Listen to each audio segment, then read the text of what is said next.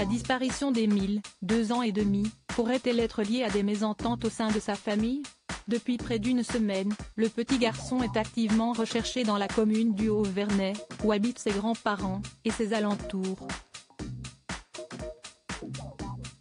Mais aucun indice ni aucune trace de l'enfant n'a pour l'heure été trouvé, et les enquêteurs se trouvent face à un océan d'interrogations.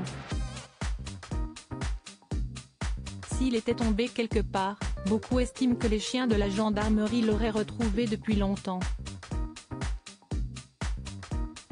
Alors que lui est-il vraiment arrivé? Dans le Figaro de ce vendredi 14 juillet, des habitants qui se sont retrouvés au seul hôtel-restaurant de la commune cherchent une explication tangible. Je sais qu'il y a eu quelques bisbilles entre les enfants. Lance timidement René, un retraité. Ces différends familiaux auraient-ils quelque chose à voir avec la mystérieuse disparition d'Émile? Les autres résidents peinent à y croire tant ces gens n'ont jamais fait d'histoire.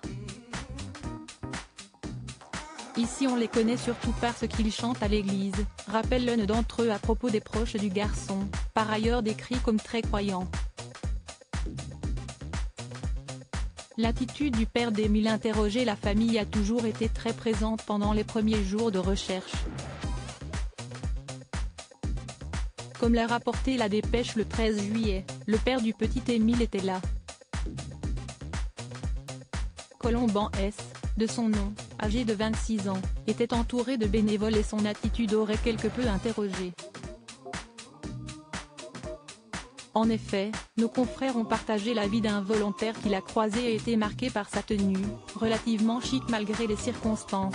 Il était très bien habillé, ce qui nous a un peu surpris.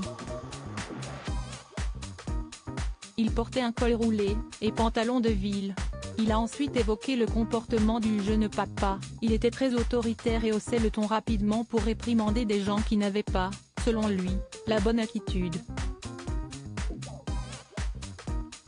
Cela a un peu surpris tout le monde. Au Vernay, dont les maisons ont été fouillées de fond en comble par les enquêteurs, on préfère croire que le petit garçon s'est égaré plutôt que d'imaginer qu'un adulte soit impliqué dans sa disparition.